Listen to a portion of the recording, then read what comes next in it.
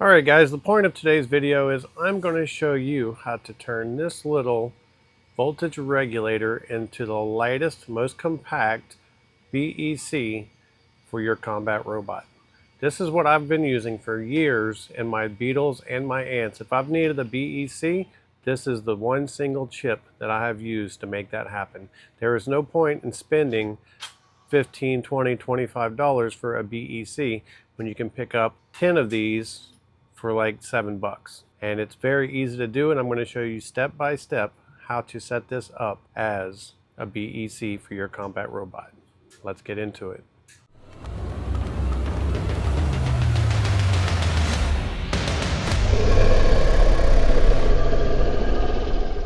Alright guys, so if you don't know, this is the LM7805. Well, actually this is a 7806.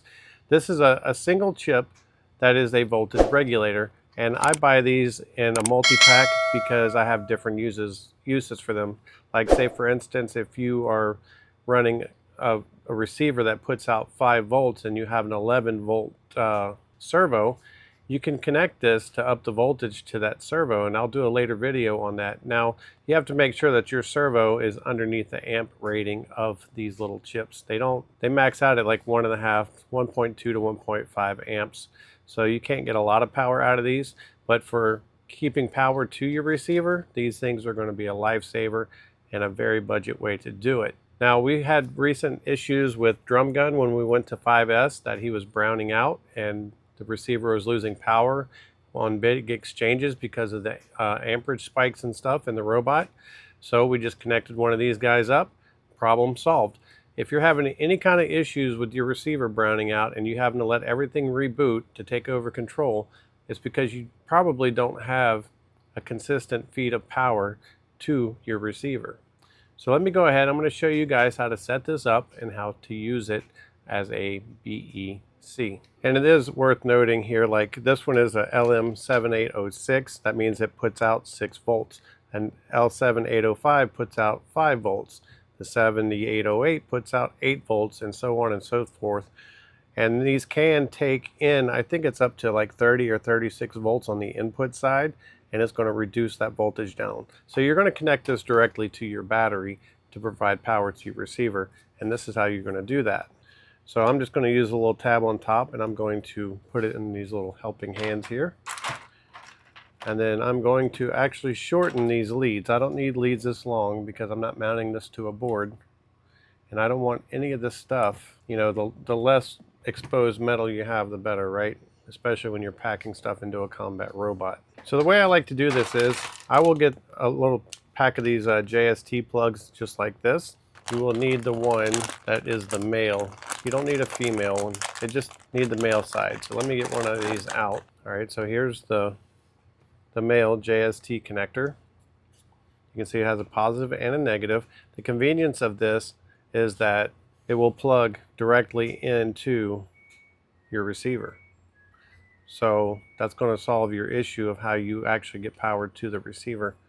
And the way that you're going to wire this is I like to first, of course, tin the tabs on this right here. So I'm just going to heat them up real quick and just get a little blob of solder on each one. So when I bring the wire in, it'll stick a lot easier. And now that we have that done, the first thing that you're going to do is the side that goes out, the output is the pin all the way on the right side. You have 3 pins. You have input, and you got to make sure that this tab is facing this way. You don't want to see the silver back. You want it to be the black front, and the tab is sitting slightly back. This is the front, and you also have the writing on the front of the chip there. So this is your in, this is your neutral or your negative in the middle, and then on the outside is your output. So since this plug is going to be running to my receiver, I'm going to put the positive on the output side.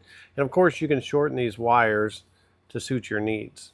And so I'm just going to take this, solder it onto this little tab. What I'll do is I will get my negative, and I'm going to get a second because you need 2 negative wires on this, okay?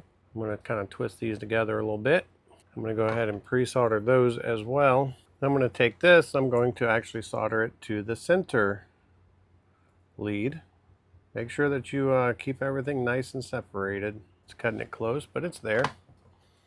And then for this lead right here, this is going to be the one that you're going to connect to your battery. So this is the input side. So we're going to just solder a lead on there without soldering it and combining it with the ground. There we go. And just like that, we have it all pretty much wired up. You're going to take one of your grounds and the input side, and these are going to connect to your battery, and then this side is going to go into your receiver. So just make sure that when you're connecting to your receiver that you know which pin is what. In the case of the FS2A, the top pin is the signal, the middle pin is power, and the bottom pin is ground.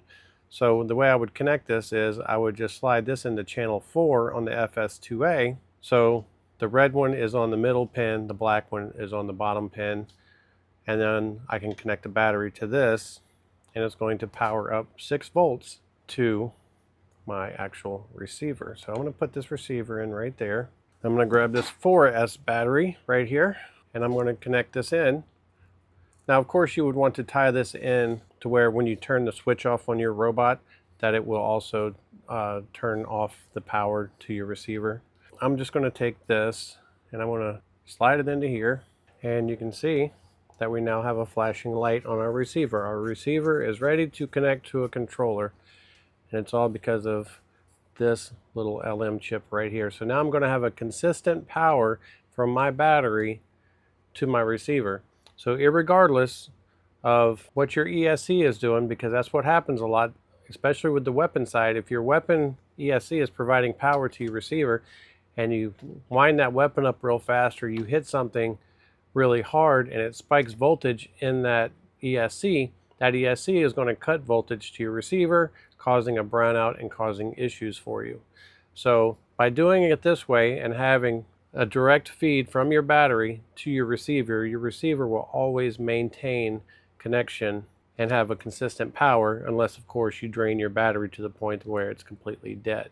Now after of course you set all this up, you would want to add heat shrink over these to keep these 3 leads from touching, and I also recommend that you put shrink tube or tape over this metal tab as well, because this metal tab is connected to the ground. If this was to touch another positive in your robot, it could cause a short. So protect all your metal parts from touching other metal parts, and you'll be good to go. If you guys have any questions about this process, do leave a comment. If you like content like this, to where I'm showing you guys little tips and tricks and how we do things, just let me know down below. And if you have any suggestions for videos or questions on how to do something, just let me know. Hit us up, leave it in the comments.